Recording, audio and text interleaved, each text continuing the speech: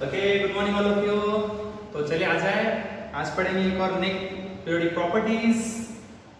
तो अपन actually deal कर रहे हैं पीरियोडिक टेबल में पीरियोडिक प्रॉपर्टीज को। अपन इसके पहले देख चुके हैं atomic size, ionic size, isoelectronic species, और आज मैं आपको लेके जाने वाला हूं एक नेक्स्ट इंपॉर्टेंट टॉपिक पे, नेक्स्ट इंपॉर्टेंट पीरियोडिक प्रॉपर्टीज जो कि है आयनाइजेशन पोटेंशियल। यस, तो give the heading, pen notebook अपने साथ रखो और फटाफट इसके नोट्स अपने पास बना के रखो और मेरे साथ चलो। Ionization potential. जब मैं ये वीडियो बना रहा हूं तो ये मॉर्निंग की बात है, लेकिन आप इसको देख रहे होंगे इवनिंग में, आपको इसको देख रहे होंगे आफ्टरनून में, आप कभी भी देख सकते हो। तो चलो, आयनाइजेशन पोटेंशियल, इसी को शॉर्ट फॉर्म में बोला जाएगा आईपी। इसका ही एक और नेम है आयनाइजेशन एनर्जी, है ना। इसी को बोला जाता है आयनाइजेशन एनर्जी।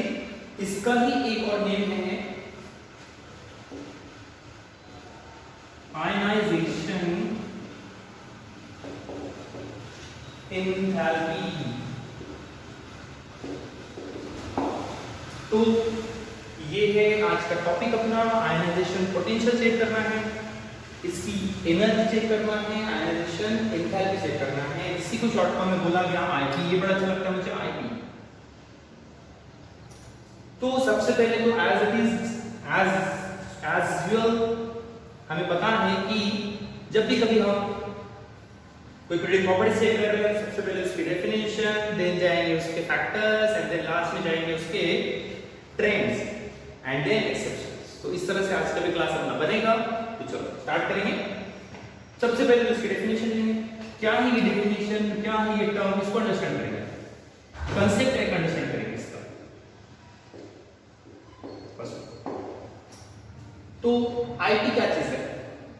देखिए, आपके पास एक एटम है, आपके पास एक एटम है, ठीक है। उसमें सेंटर में न्यूक्लियस है, सेंटर में न्यूक्लियस है, उसके सराउंडिंग में इलेक्ट्रॉन। आना सर, पता है हमें ये कंसेप्ट, कितने बार बताओगे? अरे तो सुन लो, सुन भी लो थोड़ा। यस, उसके सराउंडिंग में है इलेक्ट्रॉन। जो लास्ट शेल में प्रेजेंट है इलेक्ट्रॉन, उसको आप क्या बोले? लास्ट शेल में जो इलेक्ट्रॉन है उसको आपने बोला वैलेंस शेल, कि इलेक्ट्रॉन वैलेंस इलेक्ट्रॉन। यस, तो एक वैलेंस इलेक्ट्रॉन। देखिए, ये न्यूक्लियस से जितना पास इलेक्ट्रॉन रहेगा उतना उसका अट्रैक्शन मोर रहेगा, क्योंकि न्यूक्लियस इलेक्ट्रॉन को अपने तरफ अट्रैक्ट करेगा और टाइटली बाउंड करके रखेगा, पकड़ कर रखेगा, खींच कर रखेगा। बट जितने इतना वो दूर जाएगा उतना वो लूजली बाउंड हो जाएगा। तो मेरा आपसे एक सिंपल सा क्वेश्चन, आपको क्या लगता है लूजली बाउंडेड इलेक्ट्रॉन कौन सा है? मोस्ट लूजली बाउंडेड इलेक्ट्रॉन कौन से होने चाहिए? जो ये इनरमोस्ट होते हैं वो, कि जो आउटरमोस्ट होते हैं वो? तो आपका आंसर बन रहा है। अब मुझे क्या करना है, मुझे इसमें से एक इलेक्ट्रॉन रिमूव करना है, जो कि सबसे मुझे इजी जाएगा रिमूव करने के लिए, वो इलेक्ट्रॉन मैं रिमूव करूंगा। तो मैं देख रहा हूं कि यहां पर लूजली बाउंडेड इलेक्ट्रॉन तो ये वाला है, जो कि वैलेंस शेल में प्रेजेंट है। तो मैं क्या करने वाला हूं, इस वैलेंस शेल के इलेक्ट्रॉन को इस एटम से रिमूव करने वाला हूं, इस एटम से इसको मैं रिमूव करने वाला हूं। एंड उसको रिमूव करने के लिए मुझे फिर भी एनर्जी लगेगी, क्योंकि इंटरेक्शन तो है ही ना यहाँ पर। ये पॉजिटिव चार्ज है और ये इलेक्ट्रॉन नेगेटिव है। इंटरेक्शन था, लूजली बाउंडेड भी क्यों ना, बट बाउंडेड तो था, उनके बीच में बाउंड तो था, उनके बीच में इंटरेक्शन था, अट्रैक्शन तो था। तो whatever the amount of energy required to remove this most loosely bound electron, but उससे पहले कि इसकी डेफिनेशन बन जाए, और एक पॉइंट दूंगा कि ये जो एटम है इसको मैं ऐसे कौन से स्टेट में लेके आ जाऊं तब जाकर वो मोस्ट लूजली एटम्स दूसरे एटम से मोस्ट लूजली बॉन्ड रहेगा और इलेक्ट्रॉन इजीली रिमूव हो जाएंगे। सॉलिड स्टेट, लिक्विड स्टेट और गैसेस। तो आपका आंसर है कि सर एटम में गैसियस स्टेट में अट्रैक्शन लेस रहेगा, तो आप इसको गैसियस स्टेट से रिमूव करना। तो मैंने एक एटम जिसको गैसियस स्टेट में लेके आया हूँ, उसमें से मैं रिमूव कर रहा हूँ इलेक्ट्रॉन। इलेक्ट्रॉन रिमूव करने के बाद मुझे बताएं किसी में से, किसी एटम में से, न्यूट्रल एटम में से इलेक्ट्रॉन अगर मैं रिमूव करूंगा तो चार्ज क्या बनेगा। तो आप देखोगे कि removal of electron, positive charge, cation formation, ions formation, and that is nothing but cation. And whatever the amount of energy required, it is called as ionization enthalpy of formation of ion. Enthalpy का sign H होता है, या तो thermodynamic में clear होगा, difference भी clear होगा, energy का और एंथैल्पी का। तो इसमें भी कंफ्यूज नहीं होना कि सर एंथैल्पी क्या है, एनर्जी क्या है। तो बेटा अपन थर्मोडायनामिक में क्लियर करेंगे, बट अभी अपन चेक करने वाले हैं what is exactly mean of IP.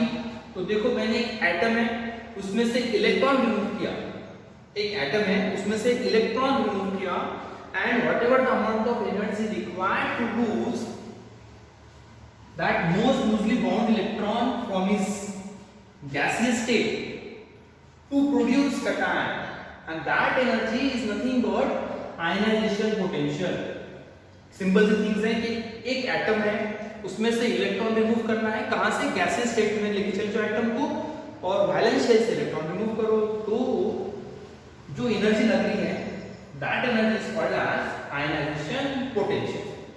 तो ये है सबसे पहले कंसेप्ट इसका, ये है सबसे पहला कंसेप्ट आईपी का, कि आप इलेक्ट्रॉन रिमूव कर रहे हो एटम में से, इलेक्ट्रॉन आप रिमूव कर रहे हो एटम में से। अब देखिए कि एक बार आपने इलेक्ट्रॉन रिमूव कर दिया तो ये बन गया पॉजिटिव आयन, जिसको कटायन बोला, उसको एनर्जी लगी। मैंने क्या किया, ये जो आयन बन चुका है ना, इसमें से एक और इलेक्ट्रॉन रिमूव किया। After removal of second electron मुझे पता है कि प्रोटॉन मोर हो गए, इलेक्ट्रॉन लेस हो गए, तो उस पे बन जाएगा 2 positive charge, loss of another electron, and here also there is a loss of, there is not lot of, there is a require of energy, require लगेगी एनर्जी। रिमेंबर रखना, ये जो साइन होगी ना एनर्जी की आयन फॉर्म करने के लिए, इसको आईपी बोल रहे हैं, वो पॉजिटिव साइन के यहां पे देंगे, क्योंकि एनर्जी रिक्वायर है। एटम में से इलेक्ट्रॉन रिमूव करने के लिए आपको एनर्जी रिक्वायर्ड है, एंड देयरफॉर आईपी के लिए आप पॉजिटिव साइन यूज करते हो। Remember the point, IP is always positive, ठीक है, और आईपी इज ऑलवेज पॉजिटिव। तो मैंने फर्स्ट इलेक्ट्रॉन रिमूव किया, तो उसको लगने वाली energy is called as first IP. Removal of second electron and the amount of energy required is called as second IP. अब ऐसे ही सेकंड इलेक्ट्रॉन है, मींस ये 2 पॉजिटिव डाई पॉजिटिव कटायन है, उसमें से और एक इलेक्ट्रॉन रिमूव करो। After removal of electron, this is try positive, loss of electron, and again sine means positive,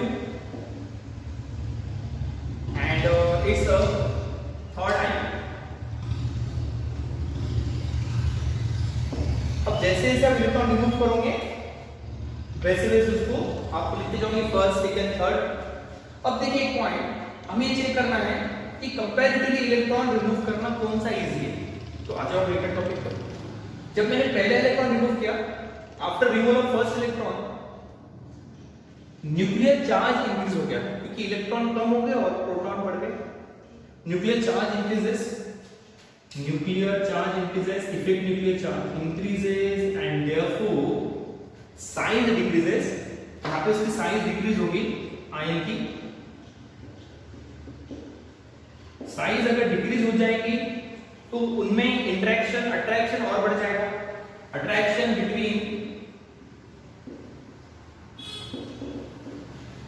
between this central atom and valence electron increases, and therefore if attraction increases, it's very difficult to remove that electron, and therefore IP also increases. तो हमें पता चला कि जैसे जैसे मैं electron remove करता जा रहा हूं तो इसकी साइज भी स्मॉल होती जा रही है, इफेक्टिव न्यूक्लियर चार्ज बढ़ता जा रहा है, एंड इलेक्ट्रॉन रिमूव करना डिफिकल्ट हो रहा है, एनर्जी बढ़ती जा रही है, एंड देयरफॉर ये पॉइंट आप नोट रखो कि फर्स्ट आईपी से ऑलवेज ग्रेटर होती है second IP, and second IP से ऑलवेज ग्रेटर रहती है थर्ड आईपी.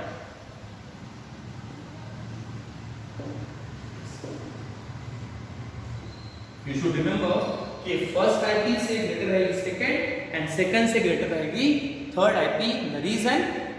रीजन है अट्रैक्शन का बढ़ना, रीजन है आयनिक साइज का डिक्रीज होना, रीजन है इफेक्टिव न्यूक्लियर चार्ज का बढ़ जाना, रीजन है वो इलेक्ट्रॉन अब टाइटली बाउंड है जो इलेक्ट्रॉन आप रिमूव कर रहे हो.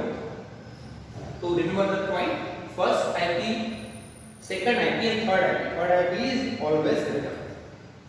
अब ये तो हो गया कंसेप्ट, ये हो गया अपना आईपी का कंसेप्ट. अब जाएंगे इसके पहले फैक्टर्स जो इसको अफेक्ट कर रहे हैं.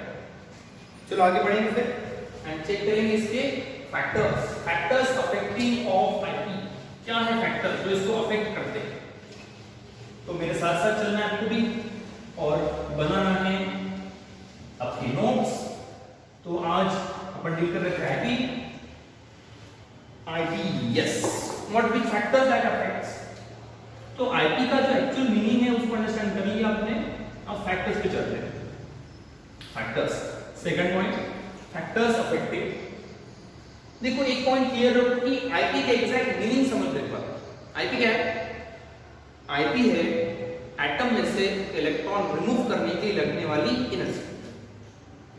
अब देखो number one factor atomic size. चलो रिलेट करते हैं. एक एटम स्मॉलर साइज का है, एक एटम बिगर साइज का है. कंपेयर करेंगे, इसमें से इलेक्ट्रॉन रिमूव करना इजी जाएगा. What's your thinking? थोड़ा सोचो तो जरा. अरे ये स्मॉलर साइज का है, यहाँ पर इलेक्ट्रॉन इससे टाइटली बाउंड है, यहाँ पर इलेक्ट्रॉन इससे लूजली बाउंड है, बहुत दूर है ना. एक क्लासरूम है, एक क्लासरूम में वो स्टूडेंट एग्जैक्टली फ्रंट पे बेंच पे बैठा है. एक छोटा सा क्लास है, इमेजिन करो एक स्मॉल क्लास है और एक बिगर साइज का मींस बड़ा क्लास है. अब बड़े क्लास में क्या होता है कि पीछे से स्टूडेंट चला भी गया तो पता नहीं चलता. अंडरस्टैंडिंग के लिए, एग्जांपल अंडरस्टैंडिंग के लिए, ऐसा बिल्कुल भी नहीं होता और मेरे साथ तो बिल्कुल नहीं होगा. ओके, तो ये अंडरस्टैंडिंग के एग्जांपल है. रिमेंबर कि एक स्मॉलर साइज का क्लासरूम है, एक बिगर साइज का क्लासरूम है. तो यहाँ पर लास्ट वाला स्टूडेंट बहुत दूर बैठा है सर से, तो वो पीछे से चला भी जाए ज्यादा कोई प्रॉब्लम नहीं होगा. बट यहाँ पर आप हलचल भी नहीं कर पाओगे ज्यादा. तो ऐसे क्लासरूम बड़े इफेक्टिव होते हैं और अपने क्लासरूम ऐसे थे. ये प्लस पॉइंट अपना. तो एटॉमिक साइज जो है क्या देख रहे हैं आप? एक स्मॉलर साइज का एटम था, एक बिगर साइज का एटम. स्मॉलर साइज का एटम में इलेक्ट्रॉन और न्यूक्लियस टाइटली बाउंड है, बिगर साइज में लूजली बाउंड है. तो इसमें से इलेक्ट्रॉन रिमूव करना इजी जाएगा, easy to remove electron, and therefore require less energy. Here this one require more energy, and therefore क्या पता चला? As the size increases, IP increases, and atomic size increases, IP decrease. तो मेरा question होगा atomic size का IP से relation आपको understand हो गया क्या? और वो रिलेशन है inverse relation. So atomic size is inversely related with ionization potential. ये factor number first. Second factor it's effective nuclear charge. ये तो थोड़ी देर पहले डिस्कस हो गया. इफेक्टिव न्यूक्लियर चार्ज के बारे में आपका क्या बोलना है? इफेक्टिव न्यूक्लियर चार्ज, जैसे जैसे इफेक्टिव न्यूक्लियर चार्ज बढ़ेगा इसको इनडायरेक्टली मैं बोलता रहता हूं कि न्यूक्लियस पावरफुल होगा, न्यूक्लियस पावरफुल होगा। तो न्यूक्लियस क्या करेगा, वैलेंस इलेक्ट्रॉन को अपनी तरफ अट्रैक्ट करेगा, तो अट्रैक्ट करने की टेंडेंसी उसकी इंक्रीज होगी, attraction increases, and as the attraction increases you know very well it's very difficult to remove electron, and therefore effect nuclear charge increases, attraction increases, that electron is tightly bonded and therefore IP increases। तो IP का और effect nuclear charge का एक direct relation आपका बन जाता है। तो दो फैक्टर, फर्स्ट साइज वाला फैक्टर एंड सेकंड IP का फैक्टर। बट अभी मैं इंटरेस्टेड हूं इसमें most important and most dominant factor over all this first और सेकंड फैक्टर से सबसे ज्यादा डोमिनेंट फैक्टर है आपका third, it's stability of half filled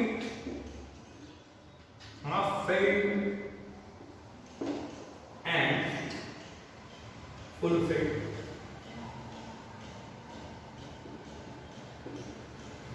yes you know very well ये half filled orbital full filled orbital ये बहुत ज्यादा स्टेबल होते हैं। Half field full filled orbital से क्या होता है मैं समझा देता हूं पहले ना। Half field full filled orbital क्या होता है, तो देखो मैं आपको अंडरस्टैंड करवाता हूं कि इन केस ऑफ p इसके पास ऑर्बिटल होते हैं 3, तो एक ऑर्बिटल मैक्सिमम इलेक्ट्रॉन 2 जाएंगे। तो जब मैं अकॉर्डिंग टू हंट से जाऊंगा सिंगलिफाई करूंगा इसको 1 1 1, तो ये हो जाएगा हाफ फील्ड, सिमेट्रिकल डिस्ट्रीब्यूशन हो गया हाफ फील्ड, एंड देन 1 1 1 4 5 6 ये हो गया फुल फील्ड। तो कोई भी orbital half field and full field case में स्टेबल होता है। दैट मींस p के पास अगर 3 इलेक्ट्रॉन है, p के पास 6 इलेक्ट्रॉन है, तो ये स्टेबल ऑर्बिटल है। और कोई भी चीज अपने आप में स्टेबल होना प्रेफर करती है, स्टेबल से वो अनस्टेबल की तरफ जाना प्रेफर नहीं करेगा। हम उसको फोर्सफुली करवाएंगे, बात डिफरेंट है। आप लोग कोई मोबाइल पे हो तो गेम वगैरह कर रहे हो, सडनली पेरेंट्स के पापा ने बोलते पढ़ाई करो, it's very difficult. But parents अगर पापा अगर फोर्स करेंगे तो हम पढ़ना पड़ेगा, फोर्स लगेगा, है ना। सभी को नहीं लगेगा।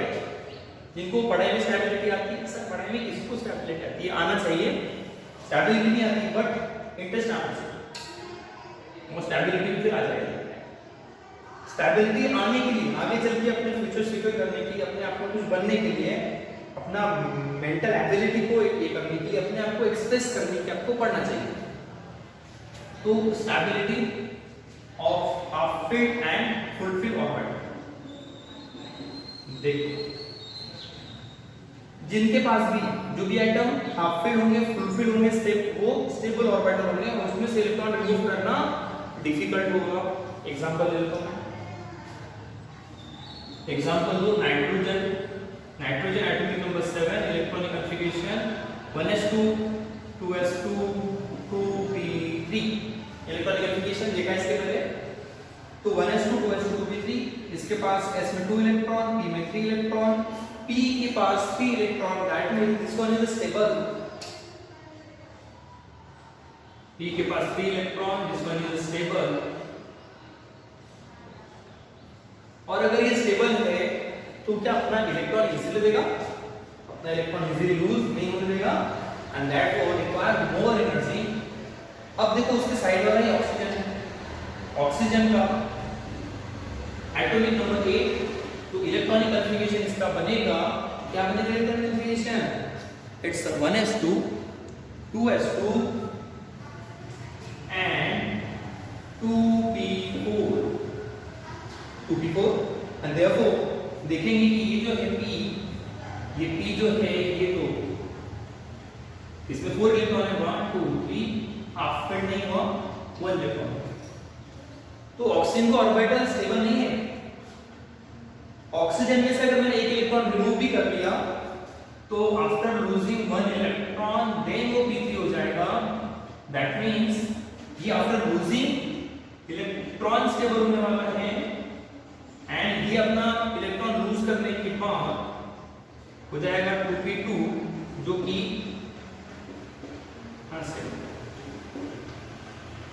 आप कौन सी चीज करना प्रीफर करते हो जिसमें आपको स्टेबिलिटी फील होती है और जिसमें आपको अनस्टेबिलिटी फील होती है? स्टेबिलिटी फील होती है और अनस्टेबिलिटी फील होती है। तो आप देखते हो आप वो चीज करते हो जिसमें आपको स्टेबिलिटी फील होती है। आप क्लासरूम में हैं, ओहो भाई अनस्टेबल, क्या लग रहा है कब क्लास खत्म होगा? सडनली मैम ने बोल दिया just stand up and get out from the class. आहा क्या बढ़िया बात है, मन की बात हो गई ना। तो बाहर जाके स्टेबिलिटी फील हुई तो फट से निकल जाएगा। वही स्टूडेंट जो पढ़ना चाहता है क्लास में और उसको मैम ने बोल दिया क्लास के बाहर जाओ, वो नहीं जाएगा। वो क्लास में पनिशमेंट लेना प्रेफर करेगा बट क्लास के बाहर जाना प्रेफर नहीं करेगा। तो ये है दैट डिपेंड कि आपको स्टेबिलिटी कहां फील होती है। तो नाइट्रोजन को स्टेबिलिटी इलेक्ट्रॉन को अपने पास रखने में ही फील हो रही है तो इलेक्ट्रॉन इजीली नहीं देना प्रेफर करेगा। इसको ऐसे स्टूडेंट को जो क्लास में रहना चाहता है उसके लिए मैम को सर को ज्यादा फोर्स करना पड़ेगा क्लास के बाहर निकालने के लिए, है ना। तो require more energy and therefore nitrogen का आईपी मोर है ऑक्सीजन से। तो ऐसे ही बहुत सारे फैक्टर आप बन सकते हैं। जैसे कि आप देखोगे नाइट्रोजन ऑक्सीजन, तो नाइट्रोजन का मोर है, नाइट्रोजन के एग्जैक्ट नीचे देख लो बॉटम पे, नाइट्रोजन के नीचे में कहां लिखूं मैं, यहां लिख लेता हूं।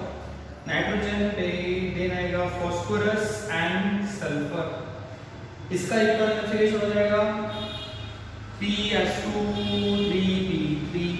इसका हो जाएगा 3s2 चलो बताओ किसका आईपी मोर है, क्वेश्चन मार्क। तो ये है फैक्टर्स अफेक्टिंग, जिसमें बना एक बना atomic size, second factor effective charge, third बना stability of half filled and full filled orbital. मैं आगे प्रोसीड कर रहा हूं और अब मैं आपको बताऊंगा लास्ट पॉइंट। क्या रहता है लास्ट पॉइंट? फर्स्ट हो गया फैक्टर डिफाइन, नेक्स्ट हो गया फैक्टर्स, थर्ड पॉइंट आपका है पीरियोडिक रेंज। यस, आपने राइट गेस किया, इट्स अ पीरियोडिक रेंज।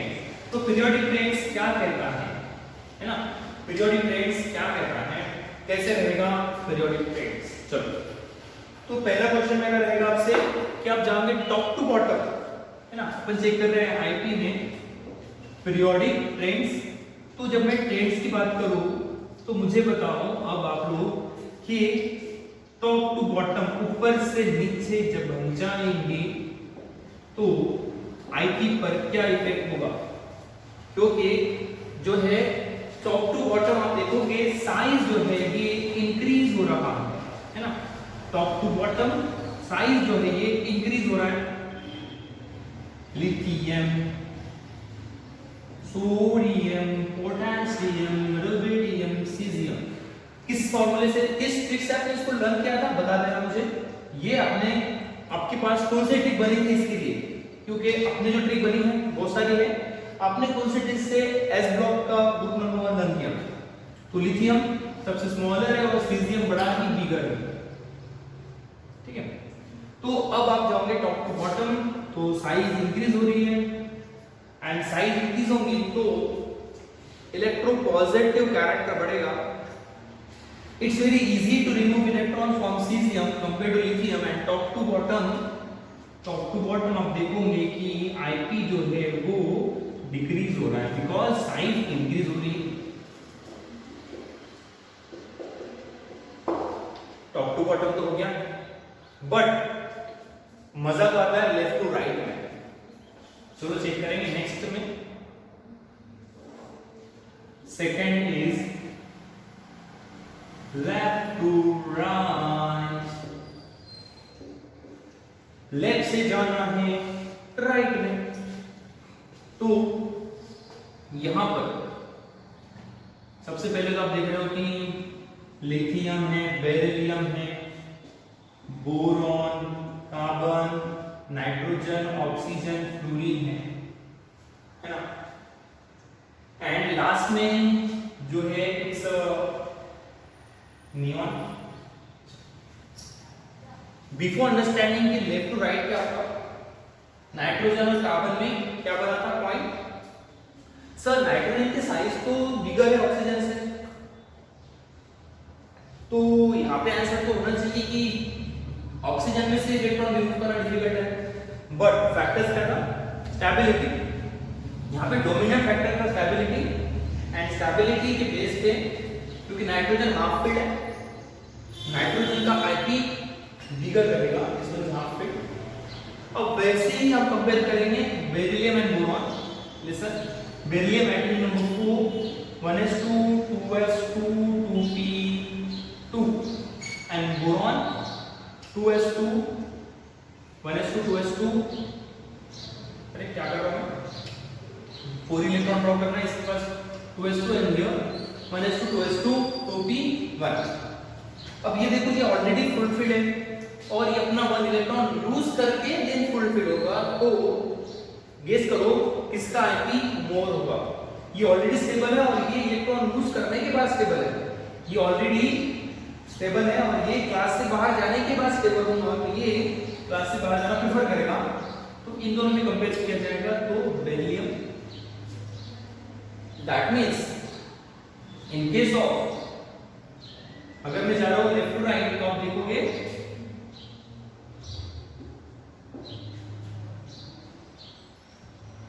इस तरह से ट्रेंड चलता रहेगा। इसको मैं टोटल लिख दूं तो आपको पता चलेगा कि लिथियम, देन आएगा बोरॉन और बोरॉन से मोर है बेरिलियम गाइस। एक इंपॉर्टेंट पॉइंट आपको नोट डाउन करना चाहिए इसको, देन कार्बन, कार्बन के बाद डायरेक्ट ऑक्सीजन है, एंड देन आएगा नाइट्रोजन, इसको भी अंडरलाइन कर देना, एंड देन आएगा फ्लोरीन, फ्लोरीन थोड़ा स्मॉलर साइज का है, and then neon. Sir neon तो बिगर साइज का है, why neon require more energy, because neon तो ऑलरेडी स्टेबल है ना, neon तो फुल फिट है, 1s2 2s2 एंड 2p6 को हो हाई स्टेबल, इतना स्टेबल है, रिक्वायर मोर एनर्जी। ये हो गया left to right, left to right. यहाँ पे दो पॉइंट बन गए, एक बन गया बेरिलियम, दूसरा बन गया नाइट्रोजन। अब ये हो गया, इसके नीचे में पीरियड पे जाऊंगा मैं, थर्ड पीरियड। सो आपके पास है सोडियम, मैग्नीशियम, क्या होते हैं नेक्स्ट एलिमेंट, एल्यूमिनियम, ये लर्न होना चाहिए आपको, और फटाफट बताओ, sodium, magnesium, aluminium, silicon, then आएगा नाइट्रोजन के नीचे फास्फोरस, ऑक्सीजन के नीचे सल्फर, और फ्लोरीन में क्लोरीन, और नियॉन के नीचे आर्गन। ऐसे जा सकते। देखिए वीडियो को पॉज करो, यहाँ पे जल्दी से वीडियो को स्टॉप करो और फटाफट इनको अरेंज करो। जैसे मैंने इसको अरेंज किया था, आप इसको अरेंज करो, देखते हैं आपका गेस राइट है क्या। Sodium, magnesium, aluminium, silicon, phosphorus, sulphur, chlorine and argon. तो आप देखोगे कि यहाँ पर आपका ये हो चुका था 10, 11 से स्टार्ट हुआ, 11 से 18 तक। इसके किसमें मैग्नीशियम, एल्यूमिनियम, किसका IP more, magnesium 3s2 and aluminium 3s2 3p1। ये ऑलरेडी स्टेबल एनर्जी, और aluminium require 1 electron, losing of 1 electron and then going to be stable. तो ये तो ऑलरेडी स्टेबल होना प्रेफर चाहता ही है कि मेरे पास से कोई इलेक्ट्रॉन लेके जाए, तो एल्यूमिनियम में से इलेक्ट्रॉन रिमूव करना कंपैरेटिवली इजी रहेगा, एंड देयरफॉर यहां पे एक पॉइंट बन जाएगा।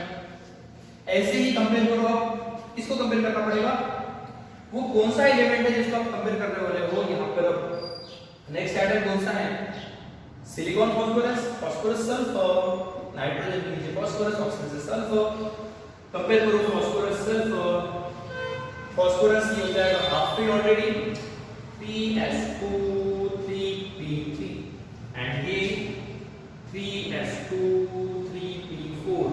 आफ्टर लूजिंग 1 इलेक्ट्रॉन फिर स्टेबल होने वाला है। तो कंपेयर करो फास्फोरस सल्फर में, ये क्लास से बाहर जाना प्रेफर करेगा इजीली, एंड देयरफॉर बाकी तो ट्रेन फिर आगे चलता ही रहने वाला है। आर्गन को सबसे ज्यादा लगेगा बिकॉज़ ये कंप्लीटली फिट है, एंड देयरफॉर आईपी का अपने क्या बन गया, first of all aluminium, sodium, then aluminium, then magnesium, then बन जाएगा silicon, then instead of instead of phosphorus, sulfur first, then phosphorus, then chlorine and at the end argon. इसमें exception किसने आया? एक्सेप्शन आया Mg में, exception आया phosphorus। तो इनको आप कर लेंगे अंडरलाइन। ये है पॉइंट लेफ्ट टू राइट में, लेफ्ट टू राइट में, टॉप टू बॉटम में। तो ये बना उनका डिफरेंस, ये था इनका डिफरेंस कि एक्चुअली होना चाहिए ये बट बनेगा।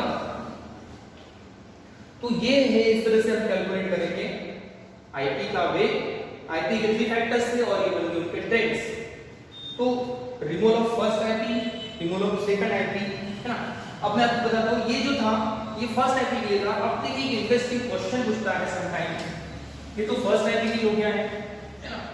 अब देखो एक point second IP, second IP means removal of second electron.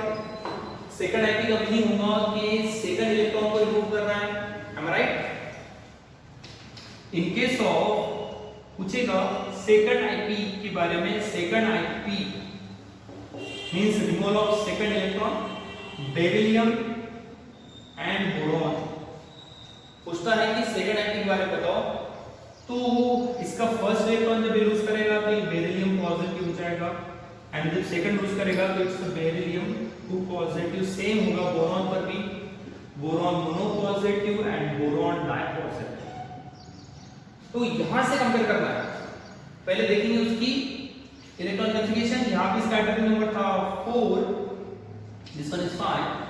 तो ये यहां पे था 1s2 2s2। After losing 1 electron ये हो जाएगा 2s1। अब ये 2s1 से इलेक्ट्रॉन रिमूव करना है और एक इलेक्ट्रॉन रिमूव करने के बाद में ये 2s0 हो रहा है।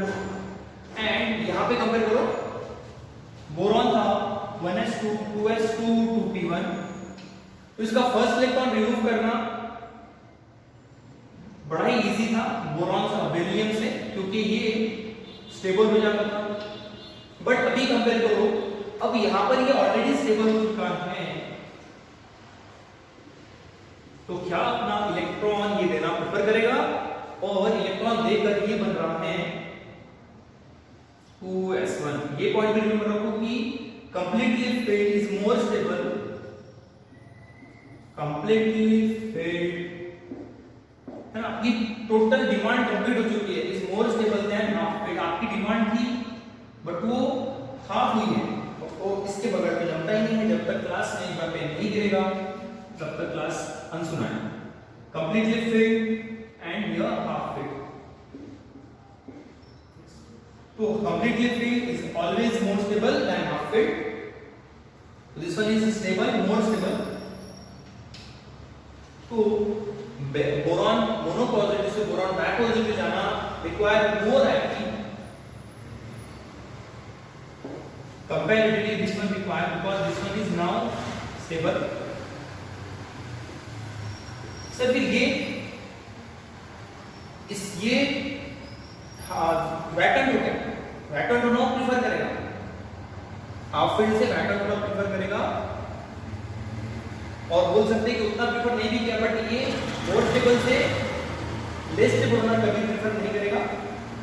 तो देयरफॉर यहां पर जो आपका रीजन, यहां पे जो आपका आंसर बन रहा है second IP is greater for boron compare to beryllium.